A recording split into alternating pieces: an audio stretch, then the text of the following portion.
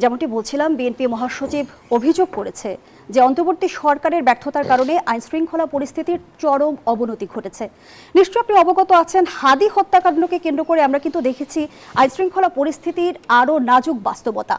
প্রথম আলোতে হামলা, ডেইলি স্টারে হামলা, উদীচিতে হামলা, ছায়ানটে হামলা, সবকিছু মিলিয়ে ময়মনসিংহে দীপু দাসকে হত্যার মধ্য দিয়ে কিন্তু নানামুখী ষড়যন্ত্রের বেড়াজালের কথাও সামনে এসেছে।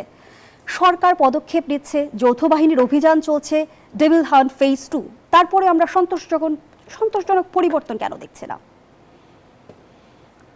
মূলত আসলে আমাদের যে রাজনৈতিক অস্থিরতা চলছে গত 14 মাস ধরে, এই রাজনৈতিক অস্থিরতার বিরুদ্ধে যে রাজনৈতিক প্রজ্ঞা দরকার ছিল, যেটাকে বলা হয় উইজডম, এখানে ভাইস চ্যান্সেলর সাহেব আছেন, উনি উইজডমটা ভালো বলতে পারবেন। অর্থাৎ উইজডম হলো এমন একটা ব্যাপার যে রাষ্ট্র ক্ষমতায় যখন বা ভালো ভালো চেয়ারে একজন লোক থাকেন যিনি জ্ঞানী, গুণী, চরিত্রবান, দুর্নীতিপরায়ণ নন, ভালো চিন্তা করেন এবং অতীতে ভালো কর্মের যথেষ্ট রেকর্ড আছে জনগণের। তো এই ধরনের মানুষের সামনে যখন এরকম দৈনন্দিন কোনো সমস্যা আসে, তখন অটোমেটিকভাবে স্বয়ংক্রিয়ভাবে তার মনের মধ্য থেকে এক ধরনের এলহাম পয়দা হয়, সিদ্ধান্ত, ডিজায়ার, দ্য ডিসিশন, এটাকে বলা হয় উইজডম।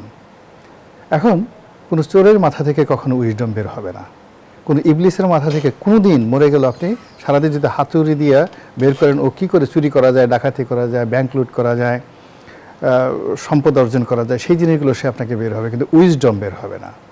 আমাদের জাতির 15 বছরের যে দুঃশাসন, 15 বছরের যে অরাজকতা, সেই অরাজকতার প্রেক্ষিতে যে শূন্যতা তৈরি হয়েছে, সেই শূন্যতার প্রেক্ষিতে আমাদের শাসন ক্ষমতায় ভালো মানুষগুলো দরকার ছিল, যারা চরিত্রবান, যাদের ট্র্যাক রেকর্ড রয়েছে, যাদের উপর আল্লাহর রহমত রয়েছে, যারা নামাজ কালাম পড়ে বা ধর্মকর্ম পড়ে, নীতি নৈতিকতা করে।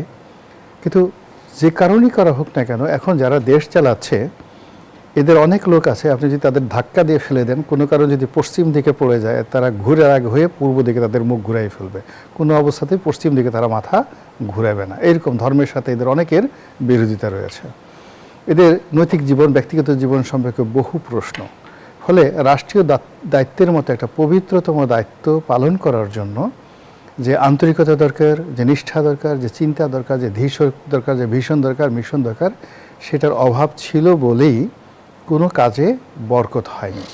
বোঝার চেষ্টা করুন যে আমরা এই স্টুডিওটিতে বসে আছি, তো এই স্টুডিওর একটা কতগুলো পিলার আছে। এখন প্রাথমিকভাবে ধরুন বিভিন্ন জনে বিভিন্ন আঘাত করতে পারে, কিন্তু যখন পিলারে আঘাত করে তখন কিন্তু সেটা আর এই স্টুডিওটা টিকবে না, আমাদের মাথার উপর ভেঙে পড়বে। গত 14 মাস ধরে বিচ্ছিন্নভাবে পুরো রাষ্ট্র ব্যবস্থা, পুরো জনগণ, মানুষের বিশ্বাস, মানুষের আস্থা, সব কিছুর উপরে যে আঘাত করা হয়েছে, সেই আঘাতে পুরো রাষ্ট্রশক্তি, দেশ, জনপদ, দেশের মানুষ, সহায় সম্পত্তি, এমনকি বনের পশু পাখি, তাদের সকলের মধ্যে রীতিমতো আর্তচিৎকার, বাঁচাও বাঁচাও বাঁচাও, এটা শুরু হয়ে গেছে। কেবল যে মানুষ কষ্ট পাচ্ছে তা নয়, আমাদের অন্যান্য প্রকৃতির প্রাণীগুলো এই সময়টাতে কষ্ট পাচ্ছে। কিন্তু জনাব গোলাম মোল্লা রনি, সরকারের নেওয়া পদক্ষেপ কেন কাজে আসছে না? কেন আমরা মবক্রেসি দেখছি, হত্যাকাণ্ড দেখছি? সরকার তো কোনো পদক্ষেপই নেয়নি এখন পর্যন্ত। ফার্স্ট থিং হলো যে নট ইয়েট। এমনকি তাদের যে দৈনন্দিন যে কর্মগুলো আছে, সেই কর্মগুলো তারা করেনি। শুধুমাত্র কতগুলো কথার ফুলঝুরি তারা শুনিয়েছে এবং কতগুলো অহেতুক কর্ম করেছে, যেই কর্মের সঙ্গে এই গত 14 মাসে সরকারের যা করণীয় ছিল, সেই করণীয়র সঙ্গে তারা যে কর্ম ছিল, সেই কর্মের কোনো সংযোগ নেই। ধরুন তারা 8টি মাস সময় ব্যয় করেছে কী জন্য? সংস্কার কমিশন। তো সংস্কার কমিশন করেছে। এখন বাংলাদেশে যেখানে দীপু দাসকে হত্যা করা হলো পুড়িয়ে, তার সঙ্গে সংস্কারে কী সম্পর্ক? আপনি একটু খুঁজে বের করেন তো।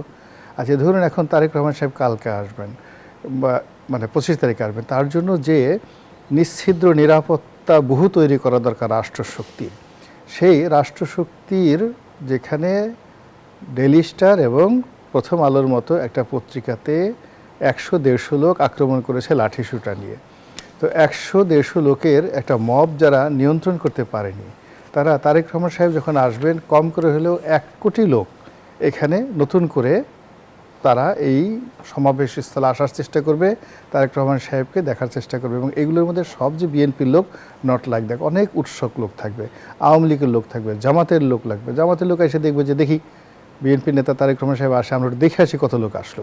এই যেমন হাদির জানাজাতে সব যে হাদির লোক গেছে, নট লাইক দ্যাট।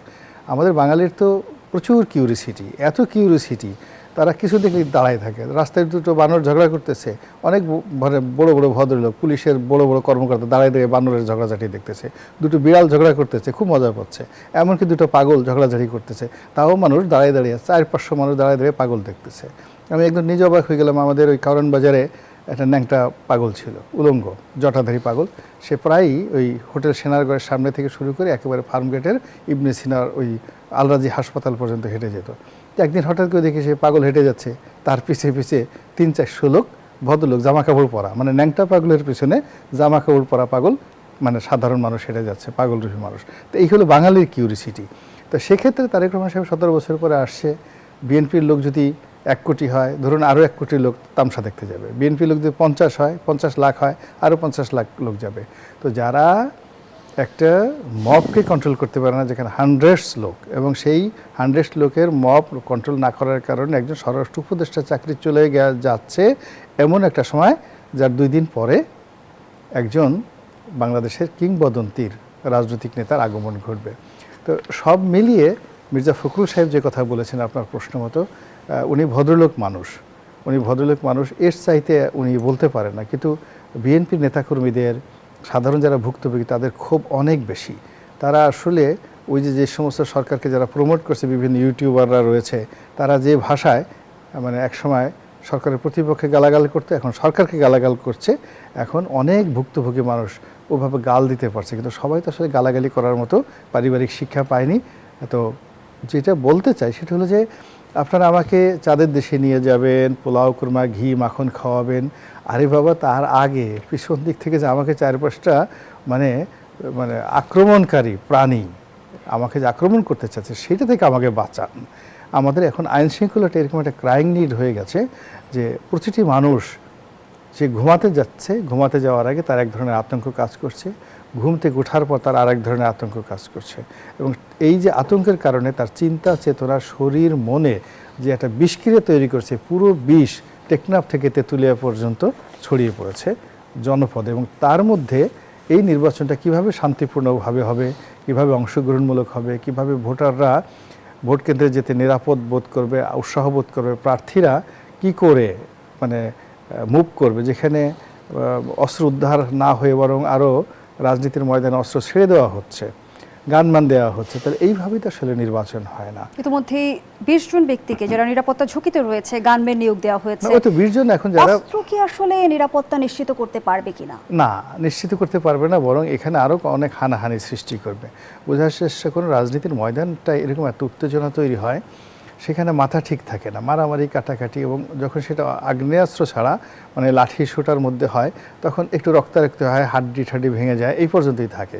কিন্তু যখন আগ্নেয়াস্ত্র থাকবে প্রার্থীদের হাতে, নেতাদের হাতে, এবং সেখানে যদি সরাসরি শ্যুট করে ফেলে, আপনার একটা পিস্তল, মানে আমাদের দেশে যে সকল প্রাইভেট পিস্তল দেওয়া হয় সাধারণত 13 রাউন্ড গুলি থাকে। এখন 13 রাউন্ড গুলি যদি কোনো মানুষ রাগ হয়ে অটোমেটিক ছুটতে থাকে, একেবারে অ্যাটলিস্ট 100 থেকে 150 লোক সে মানে ইনজুর্ড করে ফেলতে পারবে, সর্বনাশ হয়ে যাবে। এবং একটা সিঙ্গেল ঘটনা যদি মানে এই অংশে আপনার কাছে শেষ প্রশ্নগুলো বলা, রনি, বিভিন্ন সূত্রের তথ্যমতে উপদেষ্টা পরিষদের রদবদল হতে পারে, নতুন স্বরাষ্ট্র উপদেষ্টা হতে যাচ্ছেন খলিলুর রহমান, পরিস্থিতি পাল্টাবে কি? না, আরও খারাপ হবে, পরিস্থিতি খারাপ হবে এই কারণে যে খলিলুর রহমান সাহেবের সঙ্গে আমাদের সেনাবাহিনীর সম্পর্ক ভালো না, এটা ওপেন সিক্রেট, এটা সবাই জানে। এবং সেখানে বর্তমান যিনি সেনাপ্রধান মানে যে উপদেষ্টারা আছেন, তিনি সেনাবাহিনী থেকে আসেন এবং সেনাবাহিনী মানে পক্ষ থেকে তাকে দেওয়া হয়েছে। তো এটা এই শেষ সময়টাতে মোটামুটি সেনাবাহিনীকে ইগনোর করে, সেনাবাহিনী থেকে অপছন্দ করে তাদেরকে পুলিশ এবং বিজিবির প্রদান করা হলো। ফলে এখানে বাহিনীগুলোর মধ্যে যে সমন্বয়, সেই সমন্বয়টা এটা নেতিবাচক আকার ধারণ করবে। আপনারা শুনেছেন যে ডেইলি স্টার এবং প্রথম আলোতে যখন আক্রমণ হচ্ছিল, তখন বাহিনীগুলো কিন্তু পরস্পরকে ঠেলাঠেলি করছিল, তোমরা যাও, তোমরা গেলে আমরা যাব, আমরা গেলে তোমরা যাবো। তো এই জিনিসগুলো একটা এই ঠেলাঠেলির কারণে কি হলো, সেখানে সময় মতো ফায়ার এবং আইন শৃঙ্খলা বাহিনীর নিষ্ক্রিয়তার অভিযোগও কিন্তু এসেছে এই হ্যাঁ, ঘটনায়। ওই তো মানে তারা প্রথম বলেছে, সেনাবাহিনী বলেছে পুলিশকে আপনারা আগান, পুলিশ বলেছে না আপনারা ছাড়া আমরা যাব না।